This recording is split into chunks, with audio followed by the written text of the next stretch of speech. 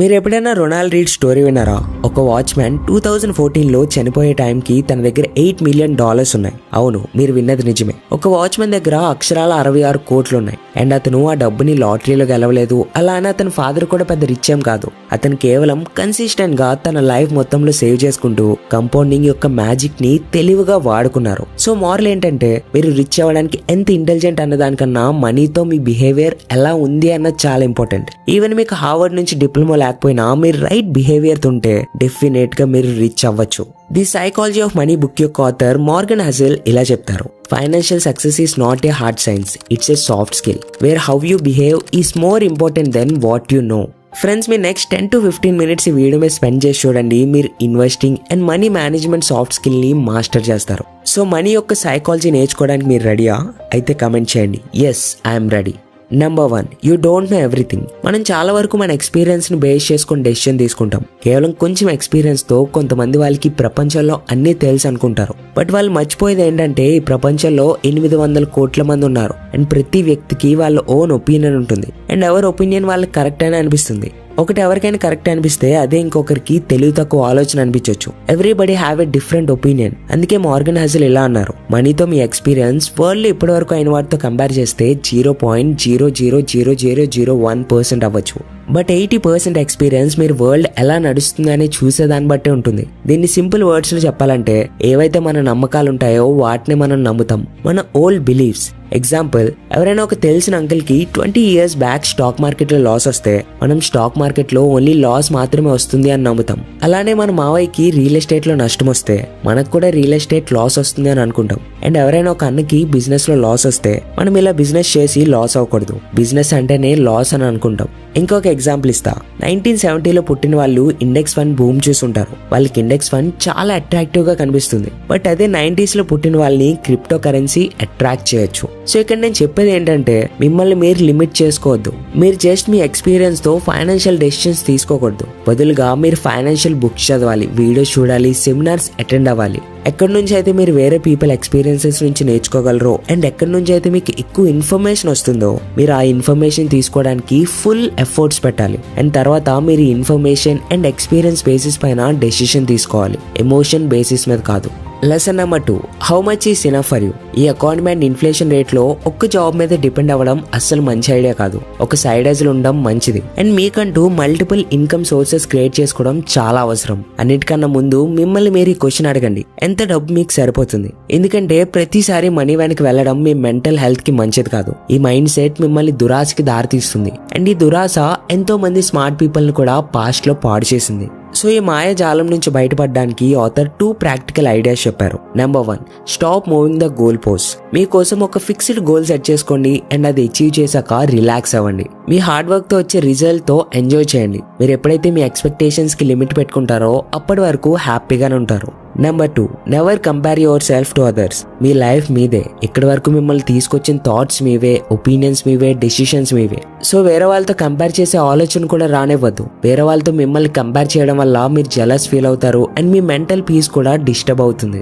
Lesson number 3, understand the power of compounding. ఈ universe ఒక power తో వెళ్తుంది. దాని ప్రకారం మీ ఒక స్టెప్ రిజల్ట్ వేరే స్టెప్ రిజల్ట్ పైన డిపెండ్ అవుతుంది. ఎగ్జాంపుల్, వాటర్ ఫ్లో వల్ల టైం తో పాటు అక్కడ ఉన్న రాయి షేప్ కూడా మారిపోతుంది. ఆథర్ చెప్పేది వెల్త్ బిల్డ్ చేసుకోవడానికి కూడా సిమిలర్ ప్యాటర్న్ ఫాలో అవ్వాలి. తెలివిగా ఆలోచించి ఇన్వెస్ట్ చేయడం ముఖ్యమే. బట్ ఎక్కువ వెల్త్ సంపాదించడానికి మీరు ఎన్ని ఇయర్స్ నుంచి ఇన్వెస్ట్ చేస్తున్నారు అనే దాని మీద డిపెండ్ అయి ఉంటుంది. Warren Buffett wealth $84 billion. అందులో 95% వెల్త్ తను 65 years తర్వాత సంపాదించారు. చలో Warren Buffett and gym Simons earnings ఒకసారి కంపేర్ చేద్దాం. జిమ్ సైమన్స్ ని వరల్డ్ లో గ్రేటెస్ట్ ఇన్వెస్టర్ లా చూస్తారు. ఎందుకంటే తను తన క్యాపిటల్ పైన 66% రిటర్న్ జనరేట్ చేశారు. ఇంకొక పక్క Warren Buffett only 22% return generate చేశారు. ఈ నెంబర్స్ చూసి మనకి వారెన్ బఫెట్ వెల్త్ కన్నా సైమన్స్ వెల్త్ చాలా రెట్లు ఎక్కువేమో అనిపిస్తుంది. బట్ రియాలిటీ ఇది కాదు. వారెన్ బఫెట్ సైమన్స్ కన్నా చాలా రెట్లు రిచ్. బట్ ఎలా? Answer compounding. సైమన్స్ తనకి 50 years వచ్చినప్పటి నుంచి ఇన్వెస్టింగ్ స్టార్ట్ చేశారు. అదే వారెన్ బఫెట్ 10 years ఏజ్ నుంచి ఇన్వెస్టింగ్ స్టార్ట్ చేశారు. కొంచెం ఎఫర్ట్స్ తో కన్సిస్టెంట్ గా ఎక్కువ టైం కి ఇన్వెస్ట్ చేయడం వల్ల ఎక్స్ట్రాడినరీ రిజల్ట్స్ వస్తాయి. జేమ్స్ క్లియర్ తన అటామిక్ హ్యాబిట్స్ బుక్ లో దీని గురించి చాలా క్లియర్ గా ఎక్స్ప్లెయిన్ చేశారు. అండ్ ఈ బుక్ యొక్క ఫుల్ సమ్మరీ మన ఛానల్లో నెక్స్ట్ వీక్ రాబోతుంది. సో మిస్ కాకుండా చూడాలనుకుంటే ఇప్పుడే మన ఛానల్ సబ్స్క్రైబ్ చేసి పక్కనున్న బెల్ ఐకాన్ ని క్లిక్ చేయండి. లేదంటే మళ్ళీ మా వీడియోస్ మీకు ఎప్పటికీ కనిపించకపోవచ్చు. Lesson number 4, true wealth is what you don't see. ఎప్పుడైనా మనం ఎవరైనా రిచ్ పర్సన్ ని చూస్తే తన దగ్గర ఏదైనా లగ్జరీ కార్ చూసినప్పుడు, ఏదైనా వెకేషన్ కి వెళ్ళినప్పుడు మనం చూసి ఇలా అనుకుంటాం కదా, నా దగ్గర కూడా ఈ కార్ ఉంటే బాగుండేది, నేను కూడా అలా వెకేషన్ కి వెళ్తే బాగుండేది, వాళ్ళ లైఫ్ ఎంతో బాగుంది అని అనుకుంటాం. బట్ నిజానికి మనం వాళ్ళ లైఫ్ లో only bright and flashy things నే వెతుకుతున్నాం. బట్ ఇది గుర్తుపెట్టుకోవాలి, మనం కార్ తీసుకుంటే మనకి రెస్పెక్ట్ దొరుకుతుంది అనుకుంటాం, కానీ రెస్పెక్ట్ దొరికేది మనకు కాదు, కార్ కి. ఎందుకంటే ఎప్పుడైనా మన ముందు నుంచి ఏదైనా కార్ వెళ్తే మనం ఇలా అనుకుంటాం కదా, వా కార్ సూపర్ ఉంది, వాట్ ఏ బ్యూటిఫుల్ కార్ అని. అంతేగాని కార్ లో ఉన్నాడు ఎంత గొప్పోడో అని అనుకోం. ఇదే రీజన్ వల్ల పీపుల్ బ్రెయిన్ లో పర్సెప్షన్ వచ్చేసింది, రిచ్ అంటే మీ దగ్గర చూపించడానికి ఏదో ఒకటి ఉండాలి అని. బట్ నిజానికి వెల్త్ అంటే మనకి ఫ్రీడమ్ దొరకడం, మనకి నచ్చిన పని చేస్తూ లైఫ్ ని లీడ్ చేయడం, అది ఫ్రీడమ్ అంటే. అన్నిటికన్నా బిగ్ అండ్ ఇంపార్టెంట్ థింగ్, దేన్నైతే మనం డబ్బుతో కొనలేమో అదే మన టైం. ఒకవేళ మీ దగ్గర ఈ ప్రపంచంలో ఉండే వెల్త్ మొత్తం ఉంది, బట్ ఎంజాయ్ చేయడానికి మీ దగ్గర టైం లేదు. ఎందుకంటే మీరు మొత్తం టైం ఆఫీస్ లోనే గడుపుతారు అండ్ చేస్తున్న వర్క్ కూడా ఇష్టం లేకుండా చేస్తారు. ఇలాంటప్పుడు మీరు రిచ్ అవ్వడం వల్ల యూజ్ ఏంటి? సో ఇందుకే ఈ బుక్ యొక్క ఆథర్ ఎలా చెప్తారు, వేరే వాళ్ళకి చూపించడానికి మనీ స్పెండ్ చేయడం మీరు పేదవాళ్ళు అవ్వడానికి అన్నిటికంటే simple and easy way, and rich అవ్వడానికి అన్నిటికంటే కష్టమైన వే. సపోజ్ మీరు ఒక పర్సన్ దగ్గర ఒక కార్ చూసారు అండ్ దాని ప్రైస్ 50 లక్షలు అనుకుందాం. సో దీన్ని బట్టి మీరు ఇది తెలుసుకోలేరు యాక్చువల్లీ ఆ వ్యక్తి ధనవంతుడని. బట్ మనకి ఇది తెలుస్తుంది, తన వెల్త్ లో నుంచి 50 లక్షలు తగ్గింది అని.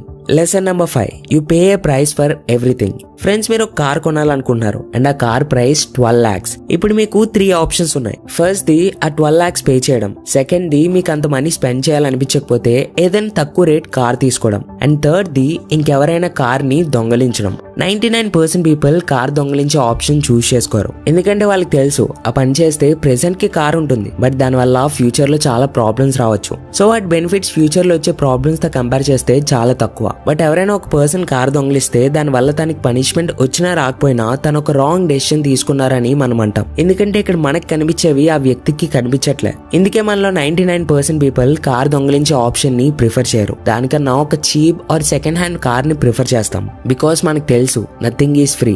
అలానే మనం రిచ్ అవ్వాలంటే, ఇన్వెస్టింగ్ తో మనం మనీ గ్రో చేయాలంటే మన దగ్గర 2 ఆప్షన్స్ ఉన్నాయి. ఒకటి, మీ మనీకి ఎక్కడైతే లాంగ్ టర్మ్ లో బెస్ట్ బెనిఫిట్ ఉందో అక్కడ ఇన్వెస్ట్ చేయండి. దీనికి ఆథర్ చెప్పేది index funds or direct stocks. But దీనికోసం మీరు అవి నేర్చుకోవాలి, దీని ప్రైస్ అదే. దీనికి మీరు డాలర్స్ ఆర్ రూపీస్ లో పే చేయరు, బదులుగా డౌట్స్, అన్సర్టెనిటీ పే చేస్తారు. మీరు ఏం డైరెక్ట్ గా ఇన్వెస్ట్ చేశారు కదా, కొంచెం డౌట్స్ తెలుసుకొని టైం పెట్టి కొంచెం నేర్చుకున్నాక చేస్తారు కదా, దీనికి రిటర్న్ గా మీ ఫ్యూచర్ బ్రైట్ అవుతుంది. అండ్ సెకండ్ ఆప్షన్, మీరు మీ మనీని ఎక్కడైనా సేఫ్ ప్లేస్ లో పెట్టొచ్చు, ఎక్కడైతే మీకు ఎక్కువ రిటర్న్స్ రాకపోవచ్చు బట్ మీ మనీ సేఫ్ గా ఉంటుంది. లైక్ బ్యాంక్ ఫిక్స్డ్ డిపాజిట్స్ అవ్వచ్చు ఆర్ గోల్డ్ అవ్వచ్చు. దీనివల్ల మీకు సేఫ్టీ అయితే ఉంటుంది, కానీ ఇందులో మీకు ఎక్కువ ప్రాఫిట్స్ రావు. అండ్ ఇదే దీని ప్రైస్. మీరు తక్కువ రిటర్న్స్ తీసుకుంటూ వీటి ప్రైస్ పే చేస్తారు. యాక్చువల్లీ 3 years బ్యాక్ ఈ 2 ప్రాబ్లమ్స్ నేను ఫేస్ చేస్తూ ఏదైనా ఈజీ అండ్ సింపుల్ ప్రాసెస్, నేను చాలా తక్కువ టైం స్పెండ్ చేసే ప్రాసెస్ ఏదైనా ఉందా అని చాలా వెతికినప్పుడు ఆ CA నాకు ఒక బెస్ట్ ఆటోమేటెడ్ ప్రాసెస్ ని షేర్ చేశారు. అండ్ అదే ప్రాసెస్ తో మా ఫ్యామిలీలో 63%, 85% అండ్ నాది 1.5 year లో 123% పెరిగింది. దీని గురించి వీడియో ఎండింగ్ లో చెప్తా, అది మీ లైఫ్ నే మార్చేయచ్చు. సో స్కిప్ చేయకుండా ఎండ్ వర్క్ చూడండి. బట్ మన టాపిక్ లోకి వస్తే ఇక్కడ నిజం ఏంటంటే మాక్సిమం పీపుల్ ఇక్కడ సెకండ్ ఆప్షన్ సెలెక్ట్ చేసుకుంటారు, అదే ఫిక్స్డ్ డిపాజిట్స్. ఈ ఆప్షన్ ని ఆథర్ కార్ దొంగలించే ఆప్షన్ లా ట్రీట్ చేస్తారు. దీనికి సింపుల్ రీజన్, చాలా మంది వాళ్ళ ఇంటి కోసం, ఇంటి డెకరేషన్ కోసం అండ్ వెకేషన్ కి వెళ్ళడానికి, మాల్స్ లో ఫుడ్ తినడానికి చాలా ఖర్చు పడతారు. బట్ వాళ్ళ మీద ఇన్వెస్ట్ చేయడానికి ఎక్కువ స్పెండ్ చేయరు, ఎందుకంటే మన పైన ఇన్వెస్ట్ చేస్తే వచ్చే ప్రైస్ అండ్ బెనిఫిట్స్ వాళ్ళకి క్లియర్ గా కనపడట్లే. అండ్ వాళ్ళకి కనిపించేవే ఎక్కువ ఇంపార్టెంట్, లైక్ ఇల్లు, కార్ లేదా ఫిక్స్డ్ డిపాజిట్స్ యొక్క fixed interest and me daily boring investments like stock market, index fund. వీటి వల్ల ఫ్యూచర్ క్లియర్ గా కనబడట్లేదు, అందుకే పీపుల్ ఈ ఆప్షన్ చూస్ చేసుకోరు. సేమ్ టు సేమ్ కార్ దొంగలించే వాళ్ళకి కార్ దొంగలించడం వల్ల రియల్ వాల్యూ తెలియనట్టు. సో ఇక్కడ ఆథర్ చెప్పేది, growth is driven by compounding which always takes time, but distraction is driven by single points of failure which can happens in seconds. అంటే మీ money మెల్లమెల్లగా పెరుగుతుంది, compounding ద్వారా grow అవుతుంది, but second లో పెద్ద లాస్ రావచ్చు. Lesson number 6, be time rich. ఇది మీరు ఎప్పుడైనా ఆలోచించారా? అసలు ఎక్కువ డబ్బు సంపాదించడం వల్ల వచ్చే అల్టిమేట్ బెనిఫిట్ ఏంటి? ఫేమా? ఏమైనా కొనగలిగే పవరా? మీకేమనిపిస్తుంది?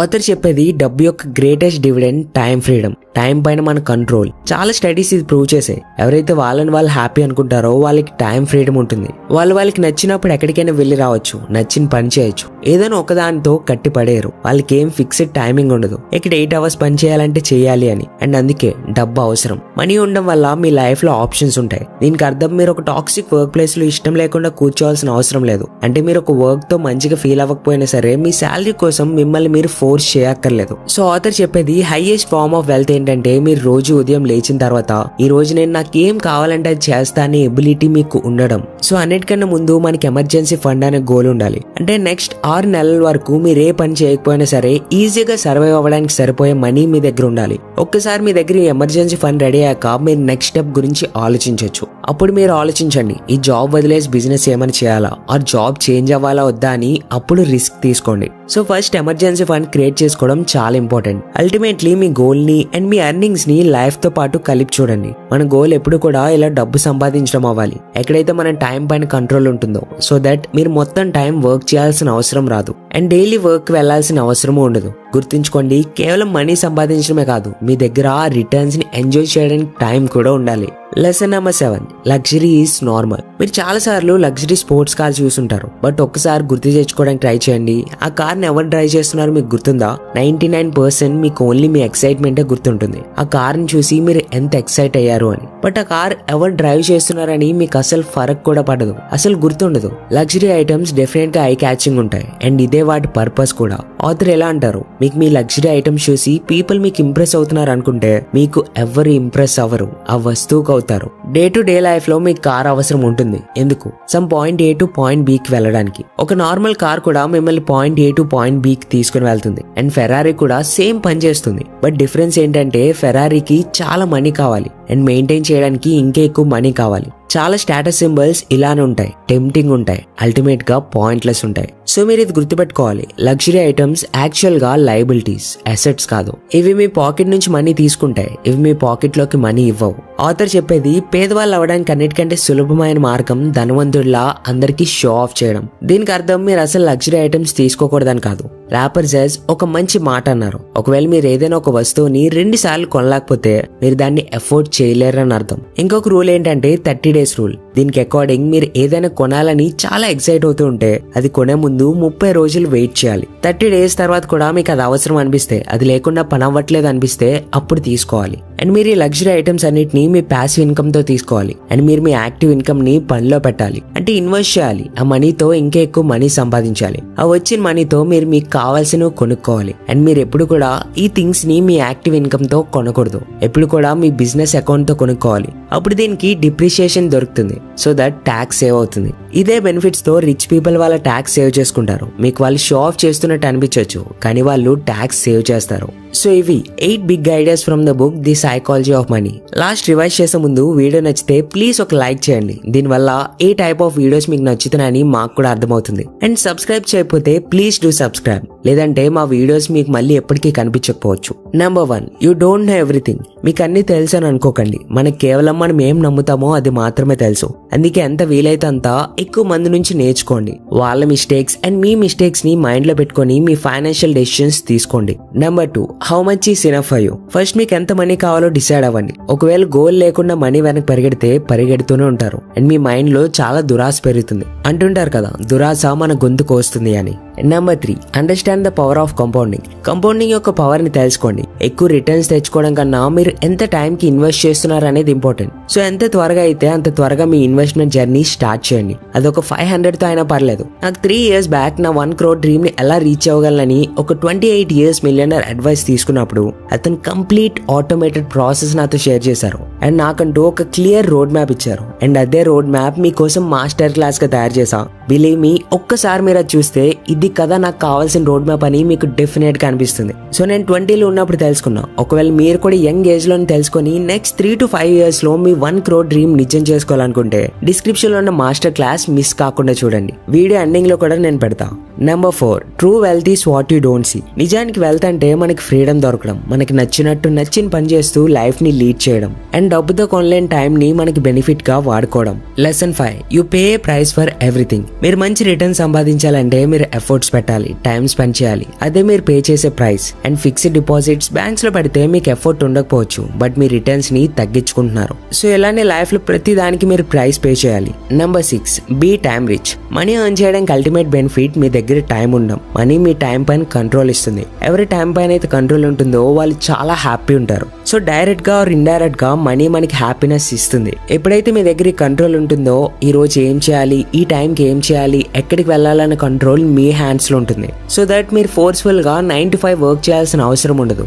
Number 7, luxury is normal. మీరు ఏదైనా thing or car show off చేయడానికి తీసుకోవాలనుకుంటే గుర్తుంచుకోండి, పీపుల్ మిమ్మల్ని చూసి ఇంప్రెస్ అవ్వరు. పీపుల్ మిమ్మల్ని చూడరు, మీ కార్ని చూస్తారు. సో మీరు మీ వాల్యూ పెంచుకోండి. మీరు నడిచి వెళ్ళినా, సైకిల్ మీద వెళ్తున్నా కానీ పీపుల్ మిమ్మల్ని నోటీస్ చేయాలి. మీ వాల్యూ కార్ వాల్యూ కన్నా చాలా ఎక్కువ ఉండాలని గుర్తుంచుకోండి. అండ్ మీ ఫైనాన్షియల్ సక్సెస్ కి ఒక పర్ఫెక్ట్ రోడ్ మ్యాప్ కావాలనుకుంటే వెంటనే మాస్టర్ క్లాస్ ని క్లిక్ చేసి చూడండి. గైస్, ఇది మీకు ఎన్నో నెలల కష్టాన్ని తగ్గిస్తుంది. 1 hour అని ఆలోచించి స్కిప్ చేయకుండా వెంటనే మాస్టర్ క్లాస్ చూడండి. మళ్ళీ మాస్టర్ క్లాస్ లో కలుద్దాం. This is Lokesh and thank you so much for watching.